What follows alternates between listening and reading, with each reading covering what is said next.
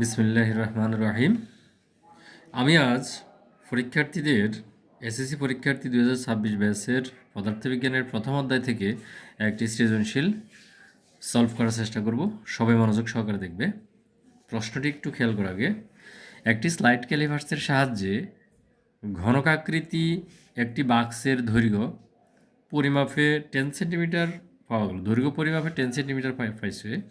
এতে 5% আপেক্ষিক ত্রুটি বিদ্যমান। যন্ত্রটির ভার্নিয়ার স্কেলের 20 ভাগ প্রধান স্কেল বা মূল স্কেলের 19 ভাগের সমান। তাহলে এখন আমাদেরকে বলছে হলো ভার্নিয়ার ধ্রুবক বের করো। বাক্সের আয়তন পরিমাপে আপেক্ষিক ত্রুটি এবং দৈর্ঘ্য পরিমাপে আপেক্ষিক ত্রুটির তুলনামূলক ব্যাখ্যা করো। তাহলে দেখো আমরা একটু সলভ করার চেষ্টা করি। দেওয়া আছে এখানে প্রধান স্কেলে ক্ষুদ্রতম ভাগের দৈর্ঘ্য হলো 1 ভাগের দৈর্ঘ্য 1 মিলিমিটার এবং ভার্নিয়ার স্কেলের ভাগ সংখ্যা হলো 20 অর 20টি। তাহলে ভার্নিয়ার ধ্রুবক ভিসি অর ভার্নিয়ার কনস্ট্যান্ট হলো S/N। এসটা হলো কি, প্রধান স্কেলে ক্ষুদ্রতম 1 ভাগের মান হলো S, এটাকে আমরা S দ্বারা নোটিফাই করি। ভার্নিয়ার স্কেলের ভাগ সংখ্যা হলো 20, যেটাকে আমরা N দ্বারা নোটিফাই করে থাকি।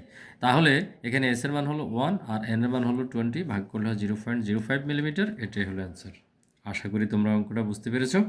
এবার আসো আমরা এই যে ঘ নম্বর, বাক্সের আয়তন পরিমাপে আপেক্ষিক ত্রুটি এবং দৈর্ঘ্য পরিমাপে আপেক্ষিক ত্রুটির তুলনামূলক ব্যাখ্যা করো। দৈর্ঘ্য পরিমাপে আপেক্ষিক ত্রুটি কিন্তু 5%, ওটা কিন্তু প্রশ্নের মধ্যে আছে। এখন আমরা আয়তন পরিমাপে আপেক্ষিক ত্রুটিটি একটু বের করার চেষ্টা করি। দেখো দেওয়া আছে ঘনকাকৃতি বাক্সের দৈর্ঘ্য হলো 10 সেন্টিমিটার। তাহলে বাক্সটির আয়তন কত হবে? আমরা জানি দৈর্ঘ্যের কিউব হবে, তার মানে হলো 10 সেন্টিমিটার কিউব। তার মানে 10 সেন্টিমিটার মানে হলো 1000 সেন্টিমিটার কিউব। তাহলে আমরা বাক্সটির পরিমাপকৃত আয়তন পেয়ে গেলাম। এবার দেখো দৈর্ঘ্য পরিমাপে আপেক্ষিক ত্রুটি দেওয়া ছিল কত? 5%। তাহলে চূড়ান্ত দৈর্ঘ্য পরিমাপের চূড়ান্ত ত্রুটি কী হবে? ওই যে দৈর্ঘ্য কত? 10 সেন্টিমিটার। তাহলে 10 × 5%। তাহলে 5% মানে 5/100, 5×50 ভাগ করলে 0.5 সেন্টিমিটার। এটা হলো দৈর্ঘ্য পরিমাপের চূড়ান্ত ত্রুটি। তাহলে এবার আসো এল ম্যাক্স অর সর্বোচ্চ দৈর্ঘ্য কতটুকু হবে? ওই যে দৈর্ঘ্য যেটা ছিল 10, তার সাথে প্লাস 0.5 ত্রুটি যেটা, সেটা যোগ হবে। তাহলে এল ম্যাক্স বা সর্বোচ্চ দৈর্ঘ্য আমরা পেয়ে গেলাম 10.5 সেন্টিমিটার। এল মিনিমাম বা সর্বনিম্ন দৈর্ঘ্য কত হবে? 10 থেকে আমরা 0.5 মাইনাস করব। তাহলে 0.5 মাইনাস করলে 9.5 সেন্টিমিটার। এটা হলো মিনিমাম দৈর্ঘ্য। তাহলে দৈর্ঘ্য বেশি হলে আয়তন ভলিউম ম্যাক্স ইকুয়াল আমাদের আসতেছে হলো, যদি আমরা ওই যে 10.5 তার উপরে যদি আমরা কিউব করি, তাহলে আমরা পাচ্ছি হলো এখানে হবে ম্যাক্সিমাম হবে হলো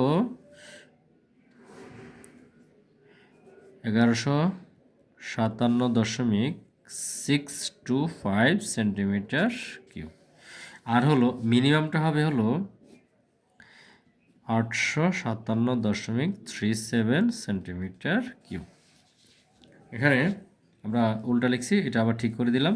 এই তাহলে আয়তন পরিমাপে চূড়ান্ত ত্রুটি। তাহলে দেখো ভলিউম ম্যাক্স সর্বোচ্চ আয়তন থেকে যদি আমরা পরিমাপকৃত আয়তনটা বাদ দিয়ে দিই, তাহলে আমরা চূড়ান্ত ত্রুটি পেয়ে যাই। তাহলে আমরা চূড়ান্ত ত্রুটি কত পেলাম হলো 1157.625 থেকে যদি আমরা 1000 or 1000 মাইনাস করি, তাহলে আমরা পাইতেছিল 157.625 সেন্টিমিটার কিউব। এটা হলো চূড়ান্ত ত্রুটি। এবার আসো আপেক্ষিক ত্রুটি কী হবে? চূড়ান্ত ত্রুটি বাই পরিমাপকৃত মান ইন্টু 100%। তাহলে চূড়ান্ত ত্রুটি আমরা পাইছি 157.625 ডিভাইডেড বাই 1000 ইন্টু পরিমাপকৃত মান পাইছি আমরা 1000 আর হলো ইন্টু 100%। এটা যদি আমরা ক্যালকুলেট করি, তাহলে আমরা পাইতেছি হলো 15.76%।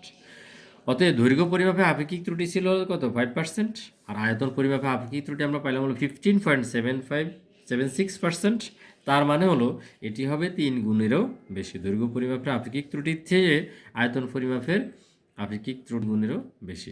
এটাই হলো তুলনামূলক আলোচনা। আশা করি অঙ্কটা বুঝতে পেরেছ।